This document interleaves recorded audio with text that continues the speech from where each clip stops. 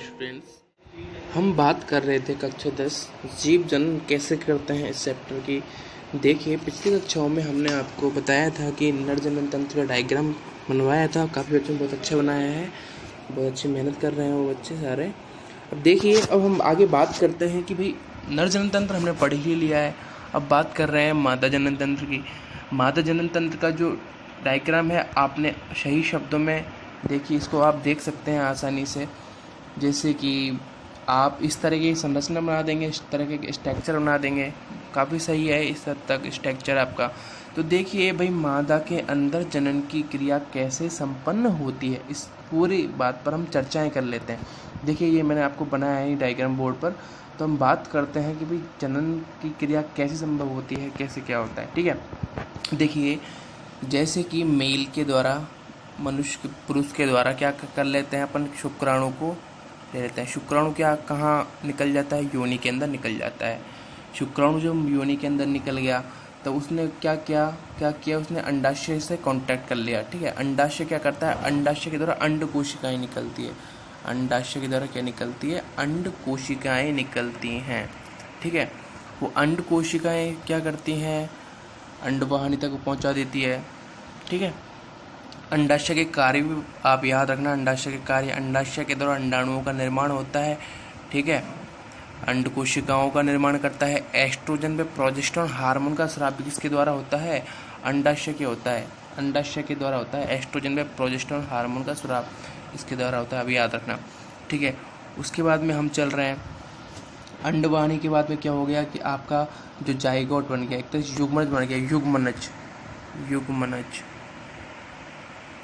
ठीक है, युग्मनज बन गया। जैसे कि भाई शुक्राणु प्लस अंडाणु आपस में के मिलकर के क्या बना लिया अपन ने, युग्मनज बन गया। कक्षा 9 में मैंने बताया था आपको 2n प्रावस्था हो गई युग्मनज की, 2n द्विगुणित अवस्था हो। ठीक है, वो आ करके भाई कहाँ लग जाएगा, ये होता है आपका जो बीचों बीच है ना, ये संरचना, ये आपकी होती है गर्भाशय। मादा के अंदर गर्भाशय होता है। ठीक है, जो बच्चे का जो निर्माण होता है इसी गर्भाशय के अंदर होता है। जो बच्चे का जो निर्माण है इसी गर्भाशय के अंदर हो जाता है। इसी गर्भाशय के अंदर बच्चे का निर्माण हो जाता है। ठीक है, तो क्या होता है फिर बाद में बात करते हैं। गर्भाशय ये होती है, एक पतली झिल्ली होती है, एक पतली, उसके द्वारा चिपक जाता है बच्चा। और बात करते हैं कि जो इस छोटे से बेबी को पोषण जो होता है किसके द्वारा मिलता है, माँ के द्वारा मिलता है। ऊपर से माँ के द्वारा इसको क्या होता है, बच्चे को पोषण मिलता है। किसके द्वारा,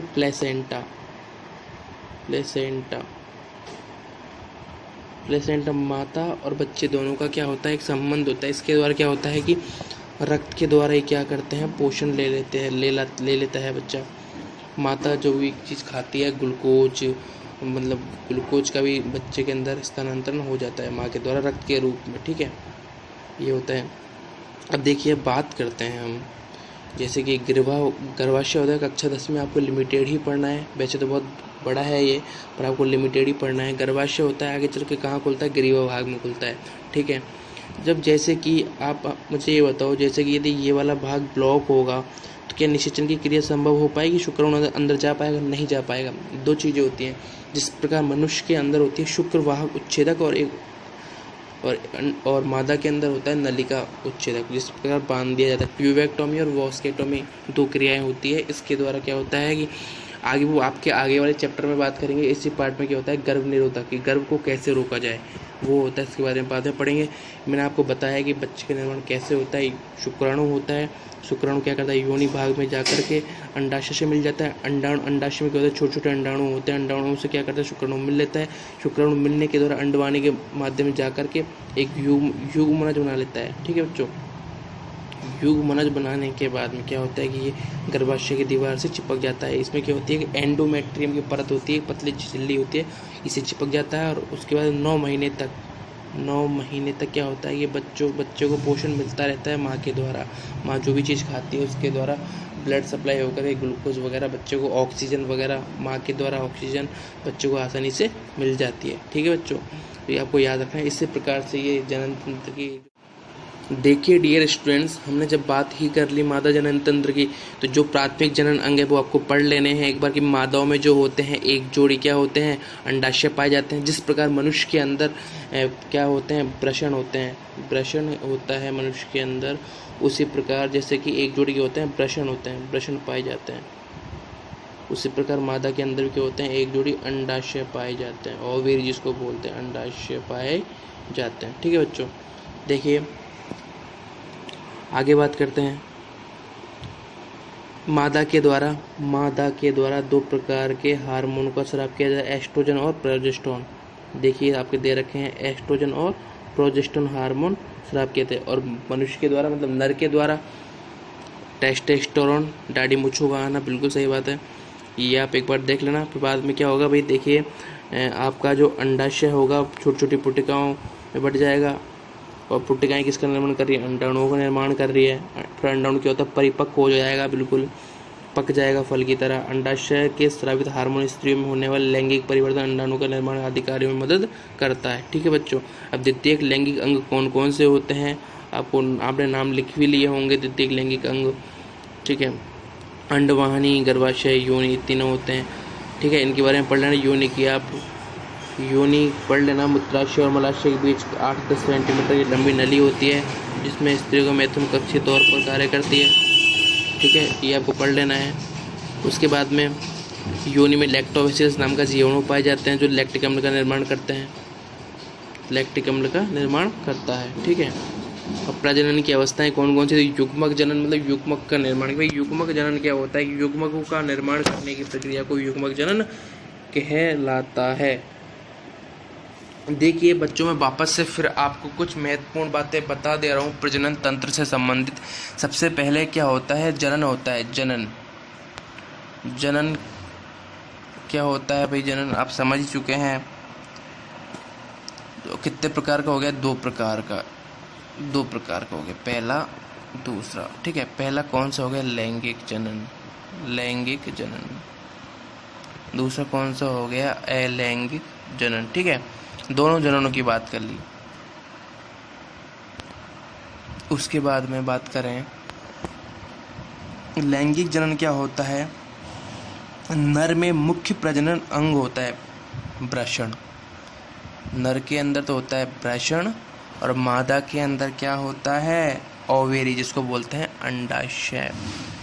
ठीक है, आपको बताया था मैं। अब वृषण से क्या निकलता है बेटा, शुक्राणु निकलता है। वृषण से क्या निकलता है, शुक्राणु, और अंडाशय से क्या निकलता है, अंडाणु। ठीक है, अंडाशय से क्या निकल गया, अंडाणु। और शुक्राणु और अंडाणु जो आपस में मिलते हैं तो क्या होता है, निषेचन होता है। शुक्राणु और अंडाणु के मिलने की प्रक्रिया को निषेचन कहते हैं। ठीक है, फिर आगे निषेचन होकर के कहाँ मिलता है भाई, अंडवाहिनी में मिलता है, जिससे क्या होता है, एक युग्मनज बनता है।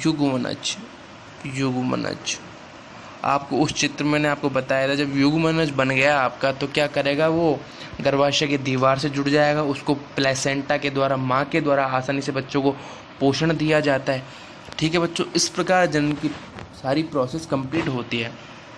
देखिए फर्टिलाइजेशन क्या दे रखा है आपका, मादा में उपस्थित अंडाणु मैथुन के द्वारा नर द्वारा छोड़े गए शुक्राणुओं के संपर्क में आते हैं तथा युग्मनज का निर्माण होता है। फिर बाद में क्या होता है, विदलन होता है, क्लीवेज होता है, और बाद में 9 महीने के बाद में क्या हो जाता है बेटा, प्रसव हो जाता है। भ्रूण रोपण पश्चात भ्रूणीय विकास संबंधित गुजरता है, और गर्भस्थ शिशु का पूर्ण विकास होने पर बच्चा क्या कर लेता है, जन्म ले लेता है। ठीक है बच्चों, ये आपका कंप्लीट हो गया जनन तंत्र। ठीक है, एक बार और आप कुछ महत्वपूर्ण चीज़ें इनके बारे में बता देता हूँ मैं।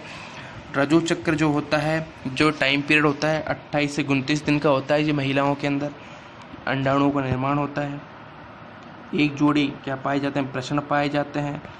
महिलाएं जो होती है अपने पूरे जीवन काल में, पूरे जीवन चक्र में कितने अंडाणुओं का उत्पादन करती है, 400 अंडाणुओं का उत्पादन करती है। याद रखना आप सब बच्चे, महिलाएं होती है जो अपने जीवन काल में कितने अंडाणुओं का उत्सर्जन करती है, 400 अंडाणुओं का उत्सर्जन करती है, निकालती है बाहर। ठीक है, उसके बाद में जब हम बात करें 400 अंडाणु तो निकल गए। उसके बाद में भाई क्या हो रहा है, जो इनके अंदर जो क्रिया स्टार्टिंग होती है जिसको रजो दर्शन कहते हैं, वो कब स्टार्ट होती है 12 से 13 की एज में, जिसको रजो दर्शन कहते हैं, ठीक है। और जो क्रिया समाप्त होती है कब होती है 45 से 50 की वर्ष में क्रिया समाप्त होती है, जिसको बोलते हैं रजो निवृत्ति बोलते हैं। रिटायरमेंट हो गया भाई, है ना, एक तरह से रिटायरमेंट होता है ना गवर्नमेंट टीचर, उसी प्रकार क्या होता है कि रजो निवृत्ति होगी, बस इस चीज़ से निवृत्त हो गया, अब कुछ नहीं आएगा, जो 28 दिन का चक्कर है वो नहीं चलेगा, ठीक है बच्चों। अब बात कर रहे हैं हम आगे वृषण में, आप समझ गए जिससे क्या होता है, शुक्राणु का निर्माण होता है। उसके बाद में मनुष्य है, इसके बात करेंगे इसकी गर्भावधि कितनी होती है। भाई 9 महीने को अपन दिनों में बांटे तो होता है 275 डेज। ये क्वेश्चंस आ सकते हैं बोर्ड के एग्जाम में। भाई मादा जो होती है उसके अंदर 9 महीने क्या करता है बच्चा जो क्या होता है पेट के अंदर जन्म लेता है, मतलब गर्भावधि मतलब गर्भ में पेट में रहने की अवधि, ठीक है, कितनी होती है 275 डेज, मतलब 9 महीने, ठीक है बच्चों। अब आगे हम देखते हैं, खैर ये तो पूछेगा ही नहीं आपसे गाय की कितनी होती है, खरगोश की, चूहे की, बता देता हूँ आपको। गाय की होती है बेटा 280 दिन होती है गाय की, ठीक है। उसके बाद भैंस की भी बेटा 310 होती है, भैंस की बात करें, ठीक है।